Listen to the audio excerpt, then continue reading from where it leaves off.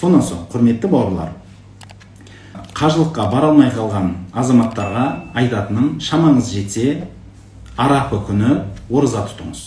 Бір арапа күні сол оразаңыз өзінен алдыңғы да, өзінен кейінгі де, яғни 2 жылдың күнәсін кешіретіндей сауапқа еге деген пайғамбарымыздан сөз бар. Сол үшін сондай бір керемет дұға тілеп қылатын оразаның ішінде Рамазаннан кейінгі ірі болып саналатын нәпіл оразалардың бірі арапа күнгі ораза.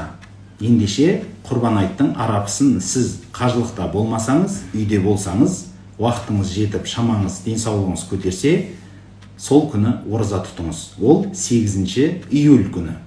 Таң намазынан бұрын кәдімгі сәресі ішіп алыңыз, сөйтіп кешке шейін ораза тұтыңыз. Тағы бір нүкте, пайғамбарымыз саллаллаху алейхи вассаламнан келген хадис бар. Бұл енді сіздерді қинау емес, нәпіл амалдардың біреуі.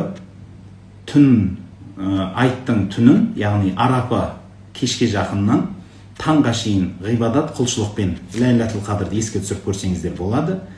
Кештен бастап таңға шейін құлшылық ғибадатпен өткізгеннің сауабы өте күштілігі пайғамбарымыз саллаллаху алейхи вассаламның келген хадис кітаптарында айтылады. Осы нәрсені ұмытпай жасай алсаңыздар, кереметтей сіздердің Құдайдан сұрап қалатын Алланың алдындағы мінәжаттарыңыз, Аллаға пайғамбарымыз саллаллаху алейхи вассалам айтылған салауаттарыңыз арқылы сауап амалдар орындауға мүмкіншілік туып отқандығы бар. Сосын құрбан айт 3 күн болады. Сол үшін бұны үлкен айт дейміз. Құрбан айтта міндетті түрде бірінші орында ренжіскен азаматтар бір-бірінен кешірім сұраған абзалырақ болады.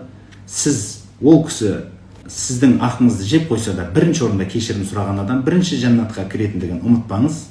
Сондықтан қатты ренжіген адам болса да, басқа болса да, жүрегіңіздегі осындай ұлы күннің ұлылығын пайдалана отыра, қуаныш сыйлауға әрекет жасаңыз. Жағдайы төмен отбасылар, ағайын туыстарыңыз, көрші қолаңдарыңыз болса, айт күні жағдайын сұрап, арнайы кіріп, сыйлық беріп кеткендеріңіз қандай керемет сол айттың белгісі болып саналады. Және біліңіздер, бұл исламның шиар дейміз, исламның белгілерінен, исламның сол нұр жауған рухани байлық берілетін күндерден. Ендеше осы күндері көп жақсылық жасау, бір-бірімізден кешірім сұрау және сауап амалдарменен көп өзіміздің уақытымызды реттеу, бұның барлығы сізбенен біздің іздеген сауап амалдарымыз, іздеген ақыреттік дорбамыздың жемістері. Ендеше осындай ұлы күндерден қапы қалып қоймаңыз.